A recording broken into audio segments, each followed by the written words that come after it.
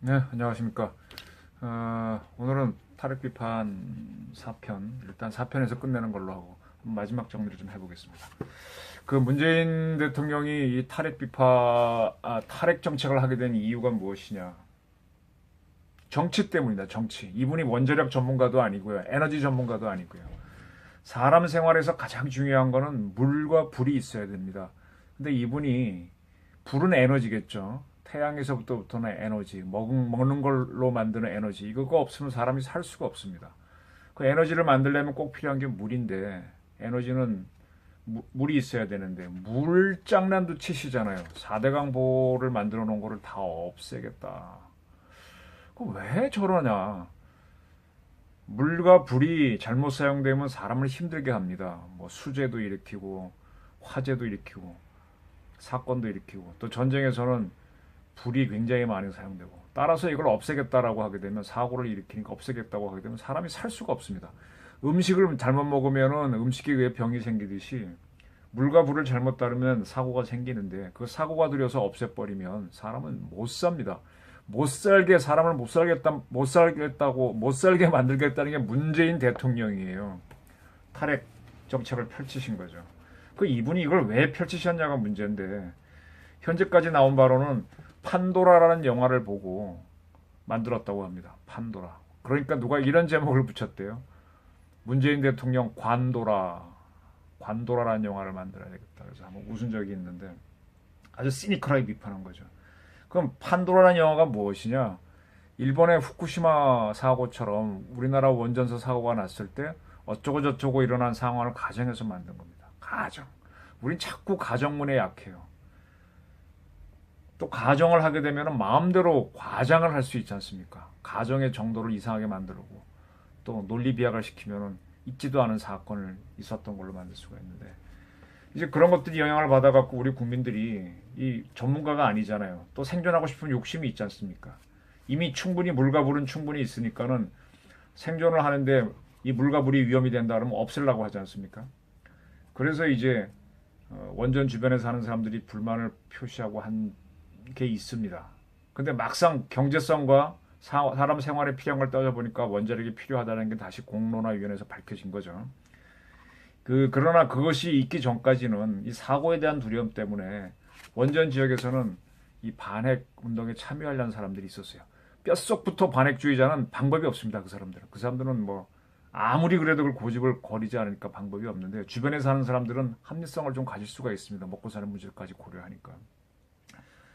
그래서 우리나라에서 정치를 해보면요, 이거는 참 이런 게 있습니다. 뭐라고 증명하기는 좀 어려운데, 지역성이 매우 강한 선거가 이루어지다 보니까 대통령 선거를 해보면 대개 52대 48로 범영남이 범호남을 이기는 걸로 나옵니다. 지난번 대선에서도 홍준표 후보하고 안철수 후보가 합치면은 문재인 후보를 앞설 수 있는 구도였죠. 문 후보를 범호남으로 본다면. 되게 그렇습니다. 근데 이제 그게 예외적으로 깨지는 경우가 있었는데, JP가 이회창 씨를 이기고 노무현 씨가 이회창을 이긴 케이스들인데, 그런 경우에는 뭔가 변수가 있었어요. DJ가 JP를 이회창 씨를 이길 때는 JP하고 충청권하고 DJP 연합이 이루어졌고요. 노무현 씨도 그때 보게 되면은 그 누굽니까, 정몽준 씨하고 연합을 단일화를 하면서 이렇게 이루어지는 거죠. 그 문재인 후보는 지난 대선에서 특별히 그게 할 게 없었는데, 그때 그분들이 필승 전략으로 내세웠던 것이 우리나라 원전이 세 군데는 영남에 있고 범영남에 있고 한 군데는 호남에 있으니까 반핵 운동을 일으키면 범영남에서 반대표가 반영남표가 나올 수 있다. 그런 전략으로 이걸 했던 겁니다. 그럼 무슨 얘기인가 하면은 그분이 원자력 전문가도 아니고 기본적으로 좀 겁이 많은 분이라서 사고에 대한 두려움이 강한 데다가 표를 얻기 위해서 탈핵을 공약에 집어넣었습니다. 그리고 박근혜 대통령이 탄핵이 되지 않고 정상적으로 임기를 마치고 대선이 이루어졌으면은 탈핵 정책을 내세워서 표를 얻으려고 했던 거죠. 이거는 대통령 선거 때마다 의무병 복무기간을 단축해서 표를 얻으려고 하는 현상과 똑같습니다. 아주 매국적인 발상들을 하고 있는 거죠. 똑같이 4대강 보를 만드니까 거기에서 혜택을 받는 사람들은 뭐 당연한 걸로 얘기해서 별로 말이 없어요. 근데 좀 불만을 품은 사람들은 굉장히 시끄럽거든요. 그러면 그 목소리가 크니까 우리나라는 고성불패의 원칙이 통하는 나라니까 떼법하고 그쪽을 하게 되면 그쪽을 주장해주게 되면은 그쪽 사람들이 표를 주고 기존의 표는 똑같이 나눠지니까 득표에 유리해서 집권에 유리해서 주장을 하게 됩니다. 그래서 4대강 문제도 혜택을 보는 사람들은 뭐 당연하다 싶고 가만히 있으니까 뭔가 불만을 품은 환경주의자들이 마구 떠드니까 그거를 대통령 공약사항에 집어넣습니다. 여러분 그 4대강 한참 시끄럽게 만들었을 때 녹조 라떼 얘기가 있어요. 녹조 라떼. 이제 물이 고여 있으니까 녹조가 조류가 확 많이 자라가지고 완전히 그냥 버렇게 된 거 아주 보기 싫죠. 아주 물도 냄새나고 안 좋습니다. 그러면. 근데 그 녹조 라떼가 보 때문에 생긴다고 보세요. 뭐 그것도 일리는 있습니다. 고여 있으니까 흐르는 물이면 덜하겠죠. 고여 있으니까 생기는데 여러분 한여름철에 농촌에 가서 논에 가보시면요. 논물이 녹조 라떼입니다. 왜? 그건 고여 있는 물이거든요. 고여 있는 물은 많이 생길 수밖에 없고 빠지지 않으니까 줄어들지 않으니까 계속 보입니다. 두 번째, 논에는 비료를 줍니다. 이 조류도요. 비료 주면 잘 큽니다. 논에다 비료를 주니까는 녹조 라떼가 바로 생깁니다.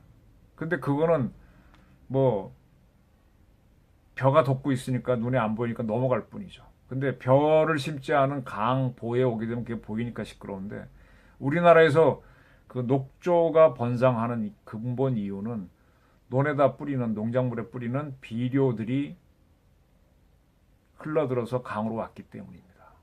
즉 물이 보가 없어도 녹조는 생기는 겁니다. 근데 이제 물을 많이 가둬놨기 때문에 많이 보이는 걸 뿐이죠. 이걸 해결하지 않고 보를 없애라 그러니 어떡합니까 이거는 엉터리죠.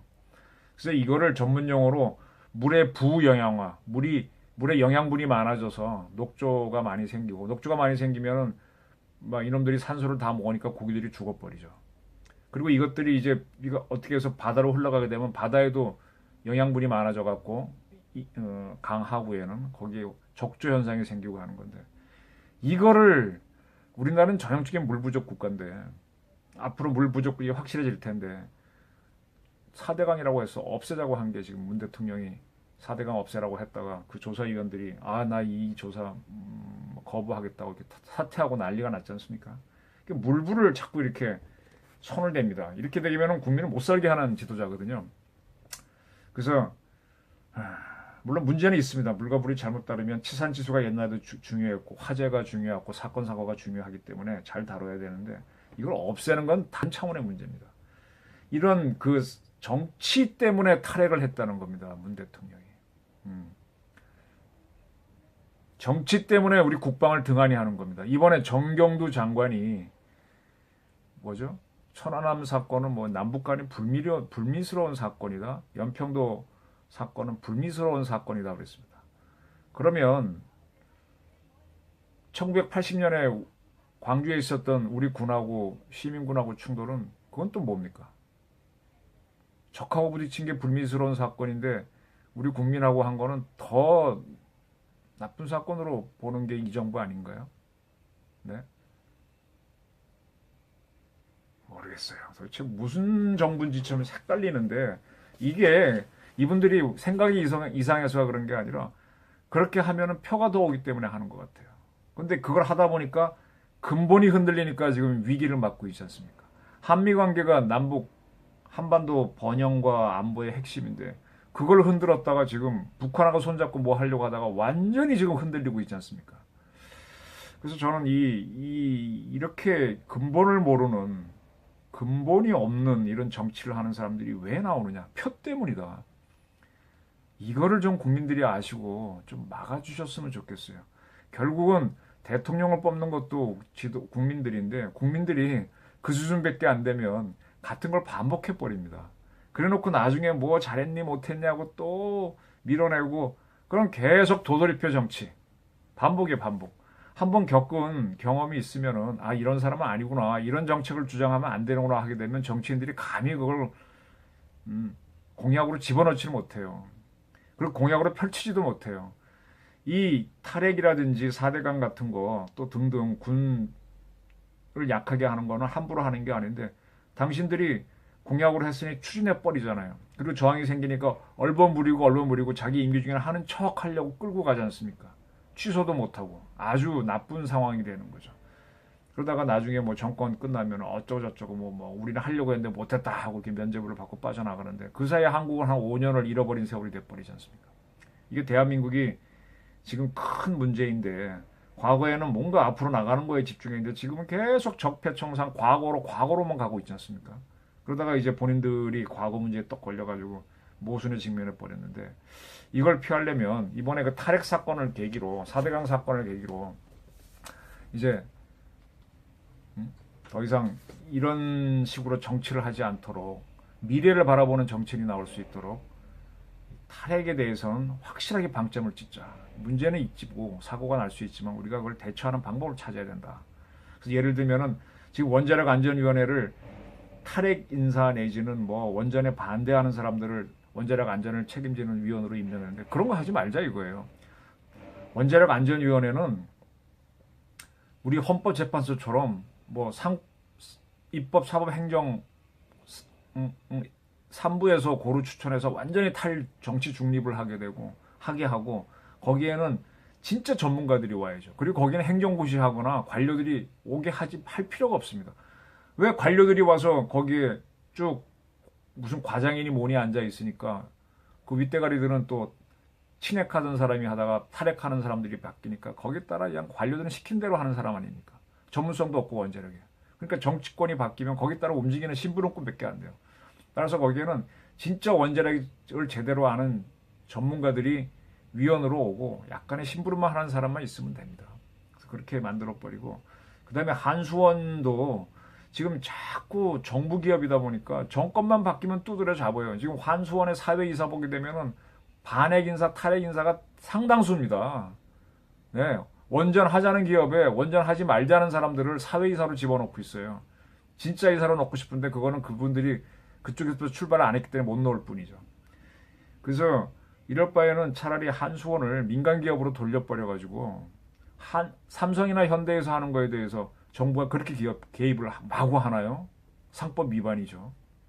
그리고 지금도 정부가 하는 탈핵 정책은 원자력 진흥법 위반입니다. 원자력 진흥하게 돼 있는데 왜 함부로 그렇게 하고 탈핵은 지금 법도 없이 마구 하는 불법이지 않습니까? 공약이란 공약대로 마음대로 하면 이게 혁명 정권이 혁명 정권 맞습니까? 혁명도 아니잖아요. 헌법 바꾼 것도 없고. 불법과 탈법을 마구 하고 있는 엉터리가 되는데 이런 걸 막기 위해서라도 한번 우리 원자력 발전소 기업을 민영화하는 문제를 한번 곰곰이 생각해 보시고 원자력 안전위원회는 완전히 탈정치가 하도록 그래서 우리나라 이 에너지 문제가 정권에 의해서 흔들리지 않고 국민들을 위해서 움직일 수 있도록 하는 방안을 생각해 주셨으면 하면서 탈핵 비판을 마치겠습니다. 감사합니다.